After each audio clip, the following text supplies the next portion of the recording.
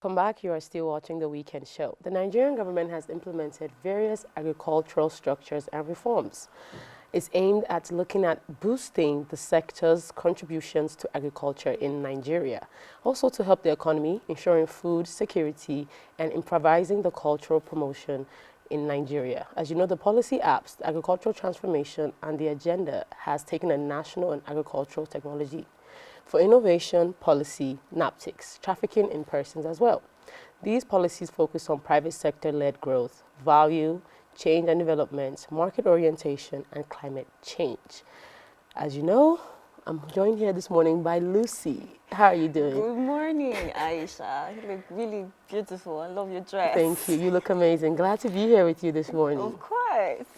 All right, joining us to have this conversation this morning, we have Mr. Jason Baba Kwanghe.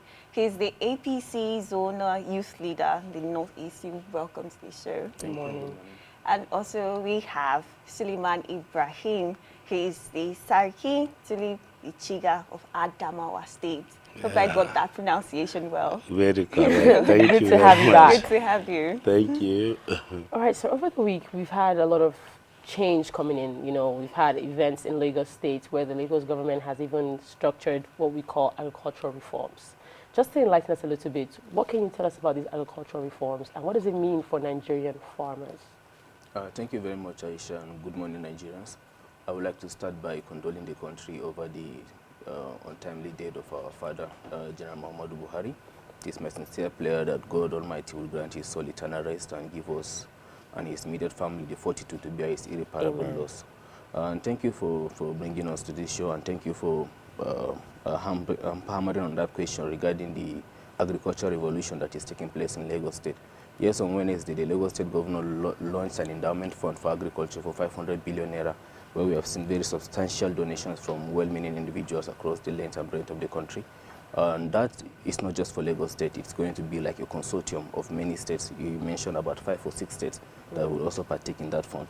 That is part of the revolution that Asiwaju Bola Ahmed Tinubu started in July 2023. Just 2 months when he came into office, he declared a state of emergency on agriculture and food security. And that agriculture and food security state of emergency is not just a rhetoric. He has followed it up with action. We have seen mass mechanization. We have seen tractorization. I don't know if you are aware, recently the executive vice chairman of Naseni, my brother, Engineer Khalil, was given the mandate by the federal government to ensure that all tractors and abandoned farm implements owned by the federal government across the length and breadth of this country is fully rehabilitated and is given out. Already we have done the flag off in Borno State, where 4,500 tractors were 4,500 at once were distributed in Borno State alone. And before the end of the farming season this year, we will see many more flags of that. So agricultural revolution under the Asiwaju administration is no doubt taking a great shape. And I'm glad that subnational governments, local government are also keen in. And hopefully before the end of our first mandate, before the renewal of the mandate in 2027, we are going to see massive results across every. We hope so too. So the renewed hope agenda that the President Bola Ahmed Tinubu, because when he came, he was like he's going to do reforms in the agricultural segment, and that was what led to the inauguration of NAPTIC, the Nigerian Agricultural Technology and Innovation Policy. So, and reading on that policy, they had a lot on agricultural reforms, having to put technological advancements like hydroponics and all of that. So where are we now at in the technological advancements, and how do we get these advancements to the grassroots? Thank you. It's on high gear. Actually, there is an interministerial coordination regarding hydroponics and the innovation in agriculture, as you have earlier mentioned. As part of the state of emergency that I've mentioned earlier, there has been a marching order for the Ministers of Science and Technology, Minister of Marine Economy, Minister of Science and Innovation, Minister of Water Resources, Minister of Agriculture, and now Minister of Livestock to ensure that they work hand in hand. I don't know if you know of NALDA, Nigerian Agricultural Land Development Agency. We just hope that these agencies now will actually work hand in hand together. This is Asiwaju. We need to, because one thing is what she said about how we'll get to the grassroots. This question is for you, sir. Okay. How do they intend, or what do you think are some strategies to get this to the grassroots, to the real farmers who are on the farms? Thank you, Aisha. Aisha. You see, the situation of Nigerian farmers today in our dear country is very challenging, or is what tear-dropping. I am 52 by the grace of God, and I have been hearing programs, structures, initiatives about agri. I grew up as a prince. The truth about it, if you allow me to say, I will say Nigerian government are not yet ready for poor farmers. Their target is not the masses. It is being agreed that 70% of Nigerians are farmers, okay? And it's only 10% that are mechanized farmers. The remaining ones, 60%. The remaining 60%, those are those groups that have no access to anything support from the government. Those are groups, they are not, they have no access to good health or quality education. Those are groups that I do say they will enter kingdom of heaven, because I know God is very fearful. Talking about initiatives and programs of government, I am a village head. I can bet you in my community for the past 20 years, no single individuals or group that have benefited from government For over 20 years. And that for is over extremely 20 years. heartbreaking. You understand? So, for example, you see, government do have a bank of agri. The target is not that poor masses, that poor farmer. The target are those that have farm with C of O. How many people do have C of O of their houses, talk less of their farm? The which, if you see the program or how a person can, or an individual or group can even get a loan from Agric Bank, you yourself, you will understand that the target is not that common man. So it's just funny, it's just heartbreaking. I don't know if maybe this regime, if they will change, if there will be, as the doctor is saying, that there will be there is a intention to have revolution. Up to now, it's not yet on the table, to be kindly, but it's not funny, actually. Following up on what you said, the role of government in actually making these policies accessible to the grassroots. And like you mentioned, the Bank of Agriculture having to demand C of O for farmers. And most of these grassroots or local farmers that we depend on the food that they produce do not even have enough education as to how they are going to go about the loans that are available in Bank of Industry or Bank of Agriculture. So if government are actually putting these policies in place and the individuals who are supposed to be beneficiaries do not even have any idea of the opportunities that are there for them. So how do we bridge this gap on getting the policies and getting the farmers to be aware? Because if you're not aware of what is out there for you, you would not be able to assess it. Thank you very much. You see, there is no intention. If government wants, National Orientation Agency, as far as I'm concerned, is a scam. All these initiatives that you are saying, Ministry of Agri, to me, is also a scam, because it is not present at the grassroots. Okay, we agree that they contribute for about 40% to the GDP, but what attention has been given to them? My dear, yes, I can salute the government today, but by stabilizing price of food, I agree. You understand? But what of that farmer? Today, you have to sell 2 bags of corn in order to acquire 1 bag of fertilizer.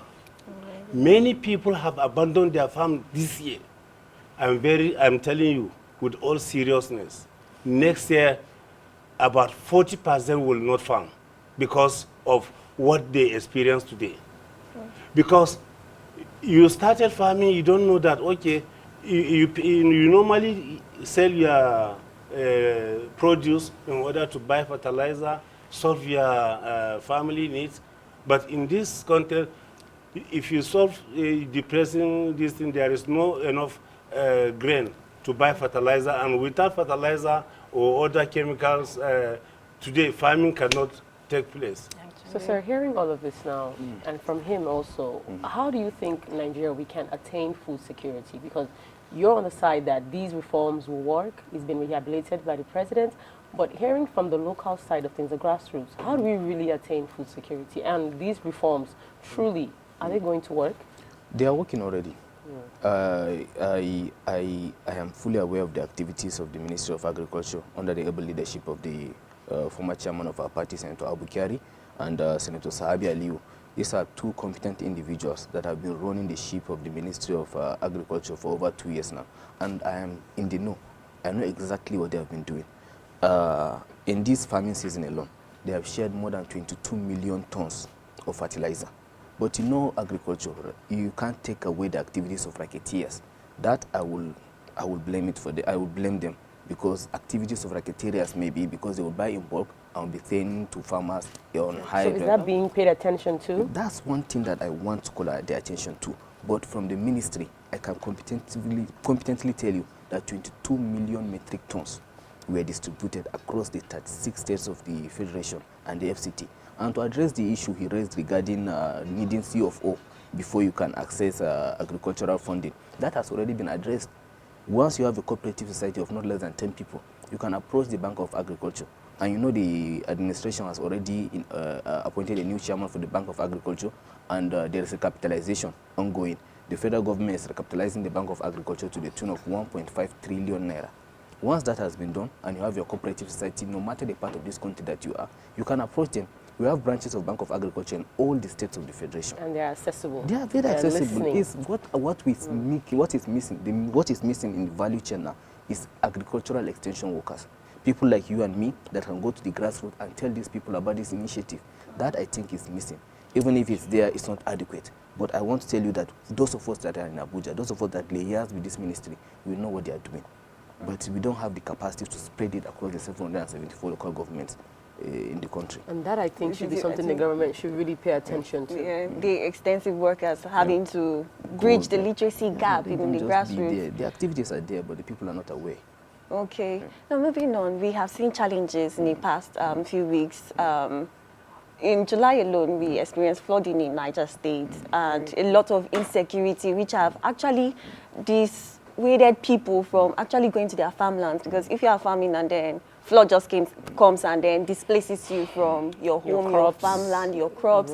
And also the cases of insecurity in Benue, in Plateau, in other states have actually dissuaded a lot of persons and discouraged people. People are actually even killed in their farmlands. So how do we come in the sense that even in urban areas right now, if you have a piece of land that you can grow maize, you can grow anything around you to bridge the insecurity, the food insecurity gap, because we are actually facing food insecurity right now. So what is the government doing to curb the insecurity, the flooding, people that are actually displaced in these areas? Let me start with insecurity. Insecurity, you will agree with me, is improving. The state of insecurity in this country is improving. We are both from Adamawa State. Before the coming of this administration, we had local governments that were inaccessible in Adamawa, Borno, and Yobe. You will agree with me that that's almost history now. For those states? Yeah, for those states. That okay. for us in the northeast, it has improved. Yes, I agree. Pockets of violence here and there in Borno and Benue and Plateau State. Yes. That one is not farmer herders class. It's not farmers herders clash. You know, the governor has come out to say it. The former governor has come out. It's something different. But it still affects the farmers. That's what's weird. Yeah, it's still affecting our farmers. And tackling it will be much more difficult because those guys are more sophisticated. But I trust the competence of the Chief of Defense Staff, the same way that he was able to restore security in my region. I'm sure before the end of this term, of this farming season, he will be able to do the magic. I'm not a security consultant. I don't have the competence to talk on that. But I don't know the magic he used in Northeast, but I trust in his competence. I believe in his capacity to restore it, and I pray it happens. So we'd love to hear from you. You know, your mood, your faces. I can see you have some things to share. You know, thank God I'm here with Dr. He's our future leader in my state. He's one of the promising youth that we are very proud of, and very hardworking personality, as we can see him. Thank God is coming from his mouth. I'm very sure very soon or later, if we are alive, you will have that political will. We will hold you well and maybe remind you this very moment.